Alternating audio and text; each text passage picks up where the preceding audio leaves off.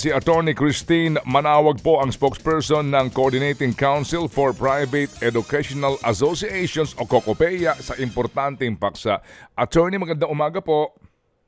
Hi, Ted and Chacha. Good morning. Opo. Ma'am, meron na ho bang kayong datos kung ilan po sa mga miyembro ninyo ang naghain na po ng notisya para po sa dagdag na tuition fee sa incoming school year 2024-2025?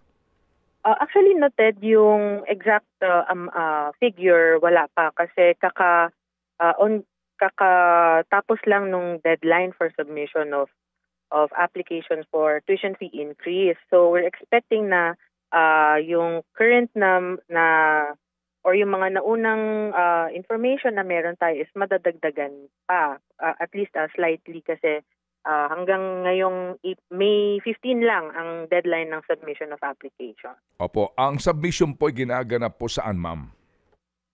Sinasubmit ito kung ikaw ay isang basic education school, so isasubmit ito sa regional office ng DepEd, or if higher education naman, sa regional office ng CHED. Opo. So far, ma'am, sa inyo pong pinakahuli datos, meron na ho ba kayong figure? Kahit po, ma'am, yung pinaka-latest kumbaga na hawak ninyo?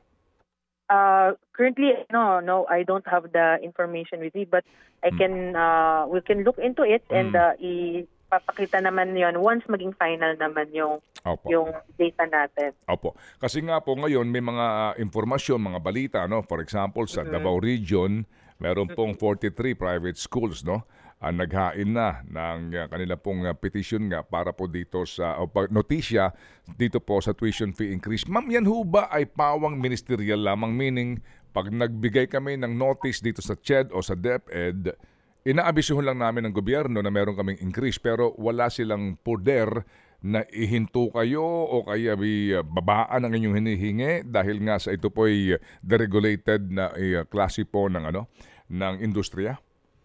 Actually, no, may mga applications pa rin na na-defer or na-deny. Why? Kasi may mga certain documents na siguro kulang or hinahanap ng DepEd or CHED. Pero tsaka rin yan yung increase kasi kung mag-increase man ng ating schools, hindi malaki agad-agad yan.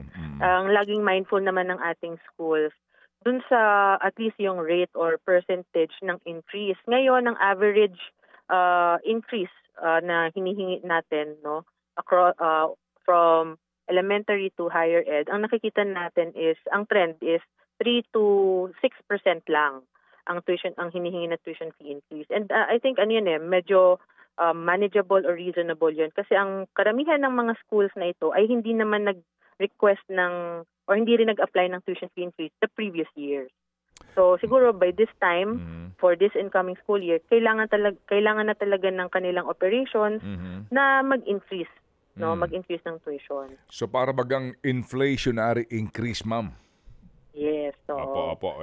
Yun ang turing doon kung may mga percentage sinasabi na para sabayan lang yung inflation. Pero ma'am, sa ngayon po ba sa Metro Manila meron kayong ideya man lamang gaano karami ang mga naghain na po ng kanila pong application for increase?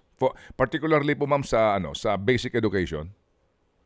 Yung yung final hindi pa pumapasok kasi yung final numbers ng ating mga schools na nag-apply. So at the moment, since kakatapos lang yung deadline, most probably pina-process pa yung mga applications na at least yung mga kahapon lang nag-submit. Sige ma'am. So ma'am, gaano po katagal bago po makumpirma ang mga application na ito na totoo talagang pinayagan na sila at meron na pong mangyayaring increase? Dapat nilalabas yan before talaga mag-start ang school year or next yung incoming school year kasi kailangan din i-finalize ng schools yan and din naman yan yung mga items na ni-request for increase, kinonsult yan ahead of time sa ating mga parents and students and stakeholders. Early this year pa lang, January, February, nag-conduct na ng consultation meetings ang ating schools Kasi even yung consultation, may deadline yan. Ang DepEd, ang deadline nila is March. Dapat by March, nakapag-consultation meeting na. Ang CHED naman, February. Pero I think nag-extend sila until this May ang kanilang mga deadline. Pero kasi ma'am, ang enrollment kasi ng iba ay sa June na eh. Yes, oo, yun nga kaya kaya i-monitor ng mga individual schools ang kanilang mga applications with the regional office kasi kailangan din yan incorporate sa preparations and orientation ng ating mga students, teachers, parents for the next school year. O sige po ma'am, so tatawag kami sa inyo ma'am para lang ho natin malaman ang mga figure na ito kasi ngayon we can only say na may mga nag-apply, wala pa tayong eksaktong figure, ilan ba dito ang na-process na at ilan pa ho yung hindi, etc. And pwede ba natin masabi ma'am na yung mga naghain po ng nito ng mga application depende rin doon sa yung klase ng eskwelahan, meaning kapag popular na, alam mo na, yung mamahalin, mas malaki hinihingi ng aumento? Yes, pwede natin sabihin kasi iba-iba ang pangangailangan ng iba't ibang school. Okay. So, kailangan ma-address nila yung mga immediate needs ng kanilang school, like yung salaries ng ating teachers and school personnel. Kasi yung tuition fee increase, malaking portion nun, at least 70% nun, nilalaan talaga yon sa mga salaries. And then yung remaining, yun yung ginagamit ng schools for improvements and improvements ng facilities, ng programs nila. So ultimately talagang masabi ko pag nag-a-apply ng increase ang isang school, it's really intended for yung kanilang kanilang mga faculty, teachers. Opo. Sige po. Ma'am, ilan ho ba ang miyembro ninyo? Hindi naman lahat miyembro nyo, di ba?